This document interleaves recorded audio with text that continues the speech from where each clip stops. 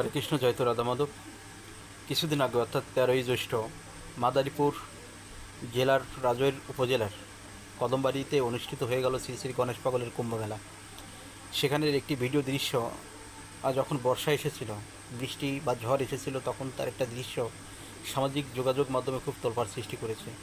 সেখানে দেখা যাচ্ছে যে হরিচাঁদ ঠাকুরের বিগ্রহ প্রতিষ্ঠিত যে মন্দির, সেখানে প্রভুর গায়ে জল পড়ছে, প্রভু সম্পূর্ণ অনাদর অবস্থায় সেখানে ছিল। এবং এটা দেখে সত্যি আমার খুব কষ্ট লেগেছিল, কারণ যারা ঠাকুরকে ভালোবাসেন, যারা ভগবানকে ভালোবাসেন, তাদের আরাধ্য বা সেবিত বিগ্রহ যদি এরকম অবস্থায় থাকে, তাদের অন্তরে কষ্ট লাগাটা একদম স্বাভাবিক।